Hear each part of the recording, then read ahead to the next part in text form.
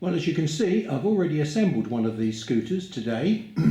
This purple and white one is for my granddaughter, who is age 9 and shortly having a birthday.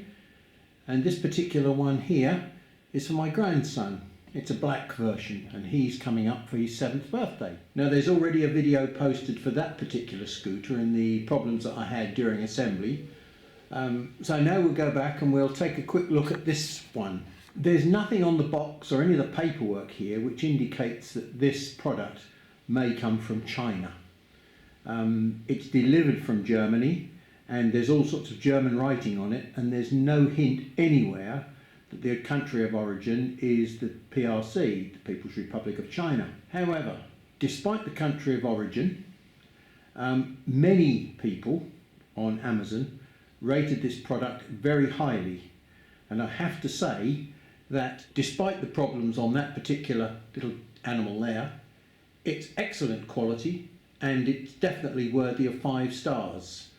So we'll see whether or not this one repeats any of the problems or whether this goes together trouble-free in what I expect should be maybe 10-15 minutes. Again, we have that same smell of mothballs, camphor, when I open the box. That's very indicative of its origins in China. Take the wheel out. Here we have a sort of a front white reflector, which I shall not be fitting. We have the book of instructions, which I shall not be reading. Here we have a mudguard for the front wheel, which will be fitted. The scooter comes out almost in one piece. So I shall quickly remove the packaging, which you won't want to follow. Well, it was certainly well packed and it's survived its journey halfway around the world very well. First things first, let's feel the forks. Same problem as the other one. The bearings have been done up too tight and it's extremely notchy. Tick, tick, click, click, click, click, click, click. So here we are. We need to use a fairly big spanner to undo this lock nut on the top here. We need to hold the forks to do that. Undo the lock nut, and then we need to just slightly, by maybe 10 minutes or even 5 minutes, undo this big ring here with the knurl on the outside and tighten it back up again. And there we go, that is absolutely smooth now. So we take a look at the forks here and we can see that the brake pads are set at this strange angle. So firstly we will loosen this nut and we'll rotate this one so that it's at 90 degrees. It's still loose, it's not locked up tight, it's finger tight. And this particular one we will remove it completely. Now what I suggest you do is look very carefully at how the pieces come off and leave them in that order. And when you take these 2 pieces off here, in fact there's 3 pieces, there's a brake pad, there's a small spherical seated washer and another spherical washer which sits on top of it. We now remove this packing piece from inside the forks. There we go. We're just about to fit the wheel, but before you fit the wheel I would fit this front mudguard. Now the front mudguard fits on this bolt that's at the top of the forks here.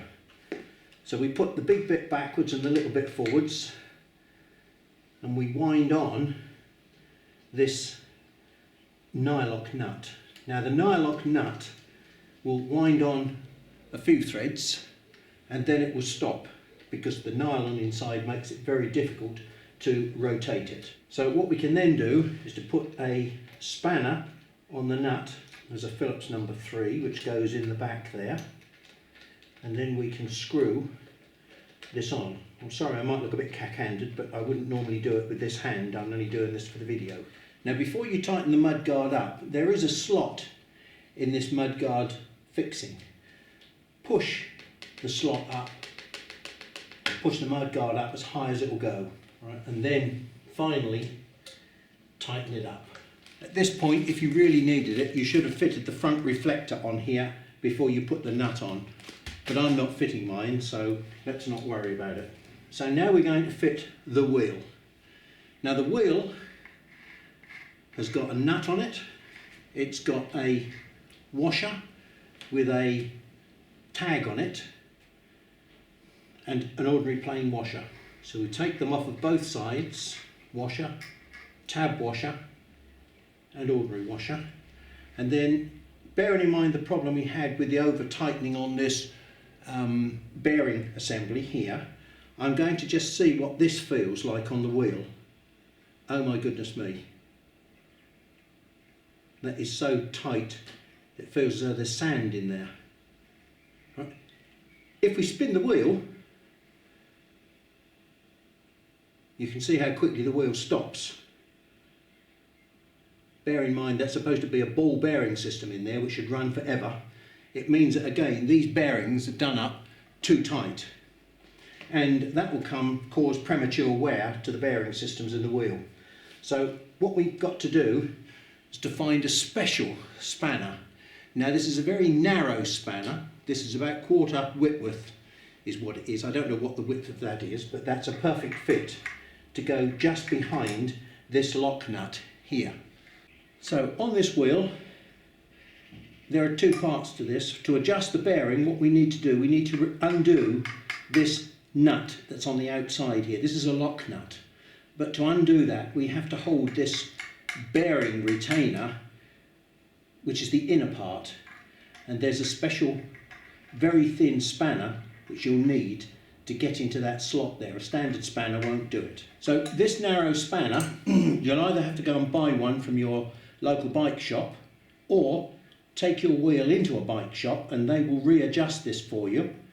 Or you can go next door to your next door neighbour if he's a keen cyclist and borrow some tooling from him, or perhaps he'll do it for you.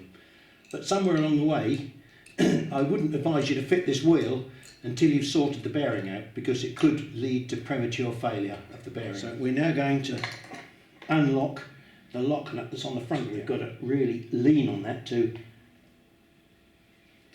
undo it. I believe we might have done it now. Yes, look, the lock nut is free now. So what needs to be done now is very slightly hold the other side of the shaft and undo, if you can, and you can't, it's done up so tight, we're going to have to use the spanner on the other nut to hold it. Just undo this very slightly, maybe 5 minutes. And then we'll tighten this lock nut back onto, oh dear, I've already seen that as I do that, it tends to drag this bit round with it. So that's better. It's no longer lumpy, but it's not perfect. So we just undo it a shade more and unwind a little bit more off of this bearing. And then we'll tighten, we'll hold that in place and then tighten up the lock nut on it like that. Can you hear that? That means I've got slack that way and I've got to tighten it up just a little bit because I've taken a little bit too much off of there. It's quite critical. It's got to be not too tight and not too loose. So we've now set the inner bearing assembly so that it's no slack, but it's free running. So now when I spin the wheel,